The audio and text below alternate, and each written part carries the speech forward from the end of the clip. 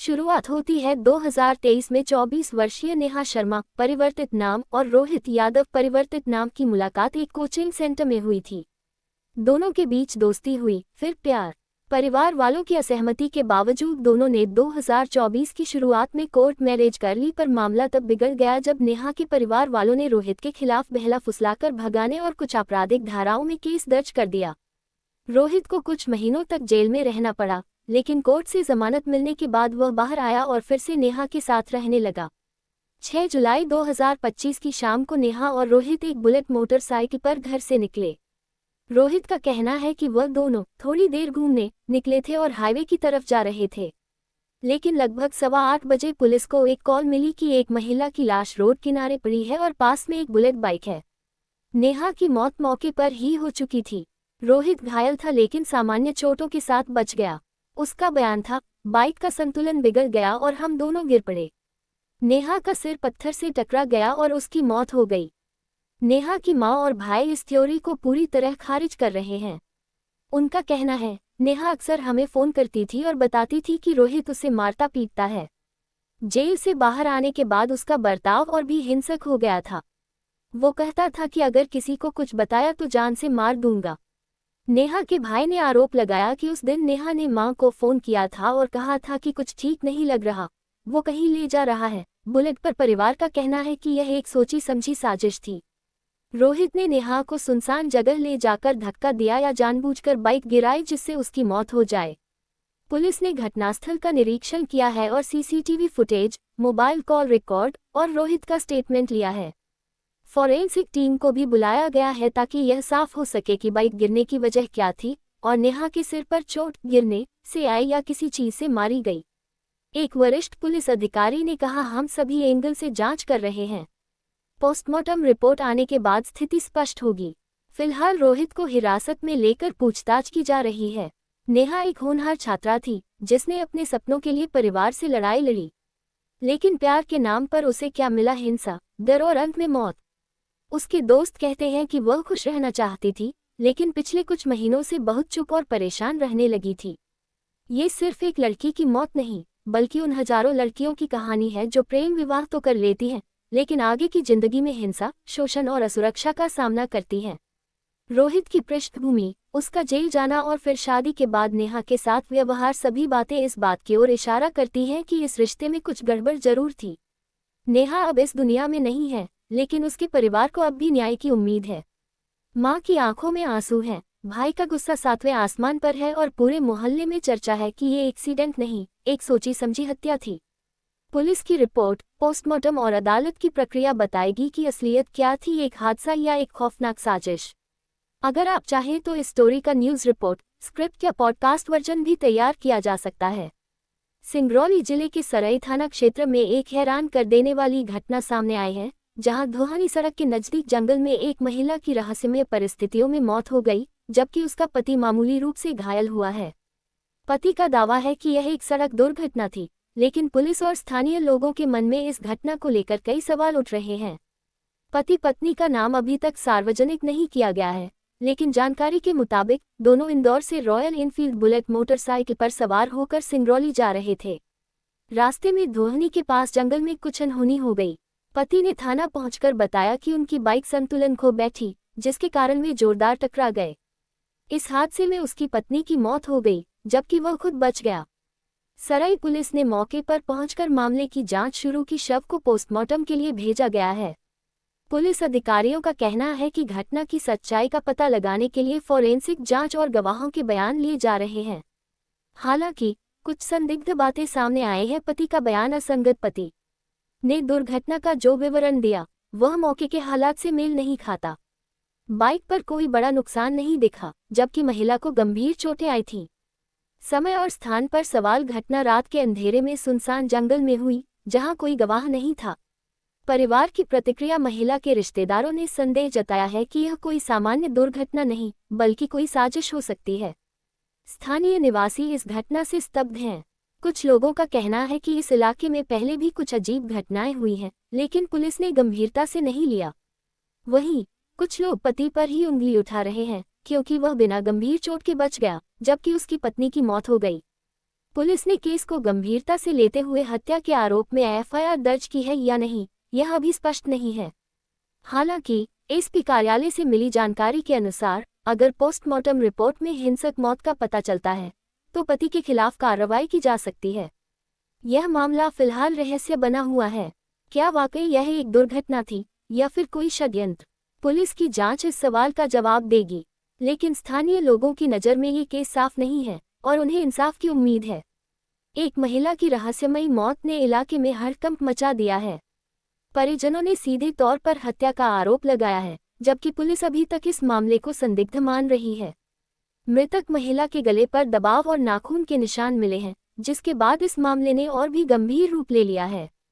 क्या हुआ था? मामला शहर गांव का नाम का है, जहां महिला का नाम उम्र की शव उनके घर में मिली। पहली नज़र में लग रहा था कि महिला की प्राकृतिक मौत हुई है, लेकिन जब परिवार वालों ने शव का निरीक्षण किया तो उन्हें गले पर असामान्य निशान दिखाई दिए। परिजनों का दावा है कि महिला की हत्या की गई है और वे पुलिस से न्याय की मांग कर रहे हैं। परिवार का आरोप साजिश या सच्चाई? महिला के भाई पति पिता ने मीडिया से बात करते हुए कहा, उसके गले पर निशान साफ दिख रहे हैं। किसी ने जानबूझकर उसे मारा है। हमें डर है कि यह एक सुनियोजित हत्या है। परिवार का आरोप है कि महिला को जानलेवा हमले का शिकार बनाया गया और उन्हें पुलिस पर भरोसा नहीं है। पुलिस की जांच क्या कहती है रिपोर्ट? हालांकि पुलिस अभी तक इस मामले में स्पष्ट तौर पर कुछ नहीं कह रही। एसपी नाम्प ने बताया, हमने पोस्टमार्टम रिपोर्ट का इंतजार किया है। गले पर निशान है, लेकिन अभी यह कहना जल्दबाजी होगी कि यह हत्या है। हम सभी कोणों से जांच कर रहे हैं। पुलिस के अनुसार मृतक महिला के पास कोई सुसाइड नोट नहीं मिला है, न ही उसके साथ पहले किसी तरह की हिंसा की कोई शिकायत दर्ज थी। हालांकि पड़ोसियों का कहना है कि महिला पिछले कुछ दिनों से परेशान दिख रही थी। क्या है संदेह का आधार? गले पर निशान? पोस्टमार्टम में गले पर दबाव और नाखून के निशान मिलने से पुलिस को संदेह है कि यह केस आत्महत्या नहीं हो सकता। घर के हालात, कुछ चीजें घर में अस्त व्यस्त मिली हैं, जिससे लगता है कि मौत से पहले कोई झगड़ा हुआ होगा। पारिवारिक कलह? कुछ सूत्रों का कहना है कि महिला के परिवार में पहले से तनाव चल रहा था, जिसकी वजह से उसकी मौत हुई हो सकती है। पुलिस ने मामले की गंभीरता को देखते हुए विशेष टीम बनाई है, जो सभी संभावित सबूतों की जांच कर रही है। CCTV footage, mobile call records और गवाहों के बयानों की जांच की जा रही है। महिला के परिवार ने प्रशासन से मामले की त्वरित जांच की मांग की है। वे चाहते हैं कि अगर कोई दोषी है तो उसे सख्त सजा मिले। स्थानीय नेताओं ने भी इस मामले में हस्तक्षेप करते हुए पुलिस से निष्पक्ष जांच की मांग की है। अभी पुलिस के पास कई सवालों के जवाब नहीं हैं, लेकिन जल्द ही पोस्टमार्टम रिपोर्ट और फॉरेंसिक जांच के बाद इस रहस्यमयी मौत का सच सामने आ सकता है। 2019 की शुरुआत में सराई थाना क्षेत्र के एक छोटे से कस्बे में रिया राय और दिलीप जायसवाल ने जन्म लिया। दोनों का संबंध धीरे धीरे परिचय से गहरा होता गया और जल्द ही यह प्रेम कहानी में बदल गई। दिलीप और रिया एक दूसरे के प्रति गहरे आकर्षित थे और उन्होंने एक साथ भविष्य के सपने बुनना शुरू कर दिया। हालांकि इनके संबंधों में जल्दी ही एक अप्रत्याशित मोड़ आया। रिया ने दिलीप पर रेप का मामला दर्ज करवाया, जिससे पूरे कस्बे में हलचल मच गई। इस गंभीर आरोप के चलते दिलीप को 3 महीने जेल में रहना पड़ा। ये दोनों के जीवन का एक कठिन समय था, खासकर दिलीप के परिवार के लिए, जो इस मामले से पूरी तरह हिल चुका था।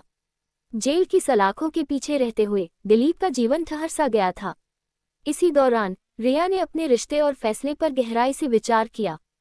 समय के साथ रिया को यह महसूस हुआ कि उनके बीच जो प्रेम था वह सच्चा और गहरा था। इस आत्मपरिवर्तन के फलस्वरूप रिया ने दिलीप की जमानत कराने का निश्चय किया। रिया के इस कदम ने कस्बे में एक नई चर्चा शुरू कर दी। लोगों के बीच रिया के इस फैसले को लेकर मिश्रित प्रतिक्रियाएं थीं। कुछ लोग उसे साहसी करार देते थे तो कुछ लोग उसकी आलोचना कर रहे थे। दिलीप की रिहाई के बाद दोनों के बीच संवाद हुआ, जिसमें उन्होंने अपने संबंध को फिर से समझने की कोशिश की। इस समय के बाद रिया और दिलीप का संबंध मजबूत होता चला गया। दोनों ने एक नई शुरुआत की और इस बार एक दूसरे के प्रति साक्षी और समर्थन का संकल्प लिया। उनके इस संकल्प ने न सिर्फ उनके रिश्ते को बचाया, बल्कि कस्बे के अन्य युवा जोड़ों के लिए भी एक मिसाल पेश की। बल्कि विश्वास, आत्मसंघर्ष और पुनर्निर्माण की भी कहानी है, जहां हर इंसान को दूसरा मौका मिलना चाहिए अपनी गलतियों को सुधारने और नए सिरे से जीवन जीने का। रिया और दिलीप दिखाती है कि सच्चा प्रेम उन सभी बाधाओं को पार कर सकता है जो जीवन उनके रास्ते में लाता है। उनके साहस और समझदारी ने ये सुनिश्चित किया कि उनका संबंध समय की कसौटी पर खरा उतरे। जहां प्रेम ने संघर्ष और मुश्किलों के बावजूद जीत हासिल की, यह एक उदाहरण है कि सही फैसले और सच्चे इरादों के साथ किसी भी समस्या का समाधान संभव है। 28 सितंबर 2019 को जबलपुर कोर्ट मैरिज करके अपने प्रेम को सबके सामने मान्यता देने वाले दिलीप और रिया की जिंदगी अचानक एक रहस्यमय घटना में खत्म हो गई। रविवार रात करीब 11 बजे सिंगरौली के बरका गांव में दोनों की लाशें मिली, जिसने पूरे इलाके को हिलाकर रख दिया। क्या यह आत्महत्या थी या फिर कुछ और? पुलिस जांच में जुटी है, पर परिवार सवाल उठा रहा है। दिलीप 32 वर्ष और रिया 25 वर्ष की। दिलीप कुछ समय पहले जेल से रिहा हुए थे, जहां से बाहर आते ही उन्होंने रिया से कोर्ट मैरिज कर ली। शादी के बाद से दोनों साथ रह रहे थे, लेकिन पिछले कुछ दिनों से उनके रिश्ते में तनाव की खबरें आ रही थीं। क्या हुआ था उस रात? 1 महीने पहले रिया दिलीप को लेकर अपने भाई के घर इंदौर चली गई थी। 4 जुलाई को दोनों इंदौर से सिंगरौली के बरका गांव के लिए रवाना हुए। रविवार रात करीब 11 बजे गांव के एक कमरे में दोनों की लाश मिली। शुरुआती जांच में लगा कि दोनों ने जहर खाकर आत्महत्या की, लेकिन परिवार को शक है। रिया के भाई ने मीडिया से बात करते हुए कहा, मेरी बहन ने कभी आत्महत्या की बात नहीं की। उसके शरीर पर चोट के निशान हैं। हमें पूरा यकीन है कि दिलीप ने उसे मारा और खुद भी जहर खा लिया। वहीं दिलीप के परिवार वालों का कहना है कि दोनों के बीच झगड़े हुआ करते थे, लेकिन हत्या जैसा कुछ नहीं था। पुलिस क्या कहती है? सिंगरौली पुलिस के अनुसार तारांकन, हमने मामला दर्ज कर लिया है। पोस्टमार्टम रिपोर्ट का इंतजार है। अभी तक जो सबूत मिले हैं उससे पता चलता है कि दोनों ने जहर खाया, लेकिन हर पहलू की जांच की जा रही है। कुछ स्थानीय लोगों का दावा है कि दिलीप पहले भी रिया के साथ मारपीट कर चुके थे, जिसकी वजह से रिश्ते में दरार आई थी। क्या है रहस्य? जहर किसने खिलाया? अगर आत्महत्या है तो दोनों ने एक साथ जहर क्यों लिया? चोट के निशान रिया के शरीर पर नील और खरोंच के निशान मिले हैं, जो संदेह पैदा करते हैं। परिवार का दावा, रिया के भाई का कहना है कि दिलीप उसे जबरन ले गया था। पुलिस दिलीप के मोबाइल कॉल रिकॉर्ड्स और सोशल मीडिया एक्टिविटी की जांच कर रही है। साथ ही गांव वालों और रिश्तेदारों के बयान लिए जा रहे हैं। यह मामला एक बार फिर युवा प्रेमियों के मानसिक तनाव और रिश्तों में हिंसा की ओर इशारा करता है। क्या प्रेम विवादों का हल आत्महत्या या हत्या है? रेणु राय की आंखों में आंसू थे, गुस्सा था और एक सवाल था, मेरी बेटी को न्याय कब मिलेगा? उनकी बेटी रिया, जिसकी शादी को अभी सिर्फ 2 साल हुए थे, अब इस दुनिया में नहीं थी। और रेणु को यकीन था कि उनकी बेटी की मौत कोई हादसा नहीं, बल्कि एक सोची समझी साजिश थी, जिसमें रिया के पति दिलीप का हाथ था। रेणु बताती है कि दिलीप ने रिया को प्रेम के झूठे वादों में फंसाया। वह हमारे घर आता जाता था, रिया से बातें करता था। हमें लगा कि दोनों एक दूसरे को पसंद करते हैं, लेकिन हमें नहीं पता था कि दिलीप की असली मंशा क्या है। जब रेणु और उनके पति ने रिया की शादी के लिए कुछ समय मांगा, तो दिलीप ने रिया को भड़काकर कोर्ट मैरिज करवा ली। उसने मेरी बेटी को हमसे अलग कर दिया। शादी के कुछ महीनों बाद ही दिलीप का असली चेहरा सामने आने लगा। रेणु के अनुसार दिलीप शराब पीकर रिया को मारता पीटता था। रिया फोन करके रोती थी, लेकिन दिलीप उसे डरा देता था कि अगर उसने किसी को बताया तो वह उसकी जिंदगी खराब कर देगा। रिया ने कई बार दिलीप से अपनी हरकतों को बदलने की गुजारिश की, लेकिन उस पर कोई असर नहीं हुआ। रेणु आगे बताती है, जिस दिन रिया की मौत हुई, उससे एक दिन पहले उसने दिलीप को शराब पीने से मना किया था। इस पर दिलीप भड़क गया और उसने रिया को जान से मारने की धमकी दी। अगले दिन रिया का शव उनके घर में मिला। पुलिस ने इसे आत्महत्या बताया, लेकिन रेणु को यकीन है कि यह हत्या है। मेरी बेटी के गले में निशान थे, उसके शरीर पर चोट के निशान थे। वह इतनी कमजोर नहीं थी कि खुदकुशी कर ले। रेणु अब अपनी बेटी को न्याय दिलाने के लिए संघर्ष कर रही हैं। वह चाहती है कि दिलीप को सजा मिले। मैंने पुलिस से शिकायत की है, लेकिन दिलीप के परिवार का दबदबा है। वे केस को दबाने की कोशिश कर रहे हैं। रेणु की आवाज में गुस्सा और दर्द साफ झलकता है। मेरी बेटी को मारने वाला खुले घूम रहा है और मैं बेबस हूँ, लेकिन मैं हार नहीं मानूंगी।